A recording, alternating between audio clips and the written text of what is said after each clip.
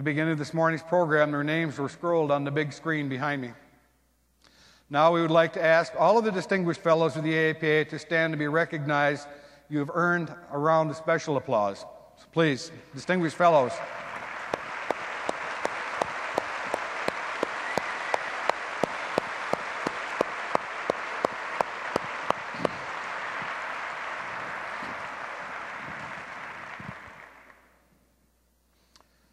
Yes, my friends, it's been quite a year. I'm honored to have had the opportunity to serve as your president in such a challenging time. I thank you for your support, your confidence. I thank you for the hospitality that I've been shown from coast to coast and border to border. I will never forget this experience. There have been a lot of changes and progress in the past year. Now, we enter a new era. It's a brand new day at the AAPA. Now, it would be remiss not to offer a special note of thanks to the company that made this morning's program possible. Thank you to Sanofi Aventis for their generous support of our opening session.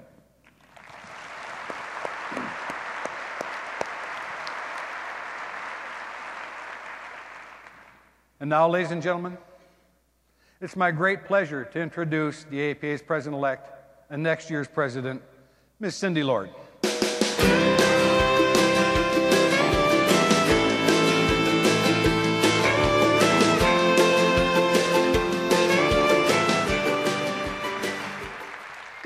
And welcome to San Antonio.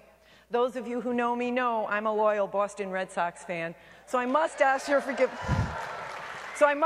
forgiveness as I borrow the words of Yogi Berra, who said, "When you come to a fork in the road, take it." A year ago, the AAPA came to a fork in the road, and we took it. Today, we have a new Chief Executive Officer, Bill Lineweber, a new Executive Director of our Physician Assistant Foundation, Chuck Birdie, and a new strategic plan on the way. It's a new day for the AAPA. Sir William Osler, the father of modern medicine, wrote, "To know just what has to be done, then do it, comprises the whole philosophy of practical life. Only in action do we learn and grow. Only through educated action will we achieve." This is my call to action to each and every one of you.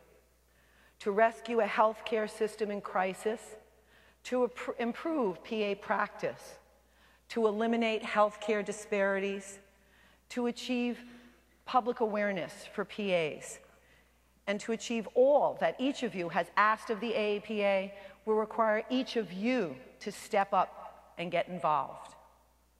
All of the constituent organization leaders in the country, 180 national leaders, and 86 staff are still not enough for what needs to be done to help PAs become leaders in healthcare. It's time to stop waiting for the magic wand. It's time for each of us to step up and carry the ball. Any communication plan that we develop will require each and every PA to participate and play a role. Demonstrating cost effectiveness, safety in patient care, and care to the underserved will require research that needs to include PAs.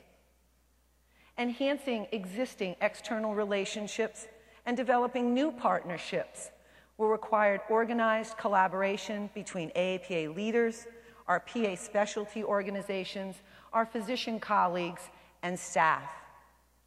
Participating in a visioning process to look at the future of our profession will require coordination with the NCCPA, the PA Education Association, and ARCPA. All of this will require your participation and input. It will require you to make a difference and create change. Dr. Eugene Stead once said, "I've always felt the things in medicine that matter are the things that change." Be true to Dr. Stead's words and become an agent of change. There's a place in our academy for each of you. As our president, Gregor Bennett, would say, we need all hands on deck to meet the challenges of improving access to health care. Every PA and PA student must play a role to seek solutions to enhance the delivery of care to the working poor, the underserved, and the disadvantaged. We must all help bridge the gap between access and exclusion. One of the ways we can do this is through our daily interactions with our patients. Perhaps you could donate 1 hour a month to a free clinic in your town. Perhaps you could convince your practice to take one more Medicaid patient. Members of the next generation of PAs are taking their responsibility seriously. Quinnipiac PA students read to elementary school children and to children in the pediatric clinic of a local hospital as part of their weekly reading program to help eliminate illiteracy in our country. Brand new books are given to each child thanks to the AAPA's Health Literacy Program and a grant from the Department of Health and Human Services Office of Minority Health. PA students at Eastern Virginia Medical School held a health fair for children. Bravo to you. The event focused on health literacy and decreasing healthcare disparities within their own community. Funded through a grant from the Physician Assistant Foundation, over 360 bike helmets, 60 booster seats, and numerous books were distributed to children in the Norfolk area. You can do your part right here today in San Antonio by contributing to the Host City Prevention Campaign. This year, our primary recipient of our fundraising efforts is the Children's Shelter. The Children's Shelter provides emergency housing, foster care, adoption, residential treatment care, teen parenting, and abuse prevention programs.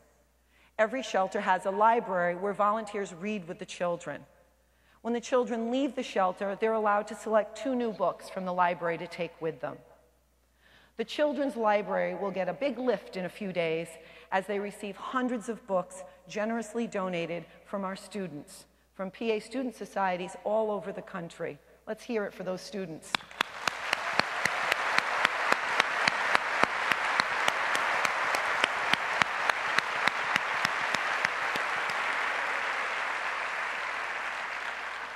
In addition to SAPA's donation, the PA Foundation is collecting books right here at their booth in San Antonio. Ours is a service profession. Our responsibility is to give back. That's what drew us to this profession. In the coming year, the AAPA will continue its many programs to help provide health care for our patients. We will identify partnerships with more organizations outside of our traditional circle to benefit the care of our patients. We are here because we all face the same challenges. We must all become agents of change and find new ways to carry the voice of our profession forward. As I stand here before you, I can honestly say, life is good. I've had the privilege of practicing medicine for close to 20 years. I've been given the opportunity to educate the next level of physician assistants, our next generation, and I've been allowed to serve in the leadership of our academy. And I have a family who's supported and encouraged me every day. To my patients, to you, to my students at Quinnipiac, thank you, Quinnipiac PA students.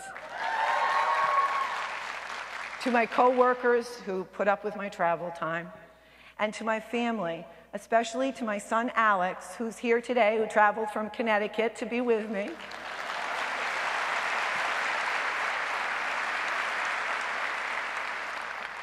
Thank you to all of you.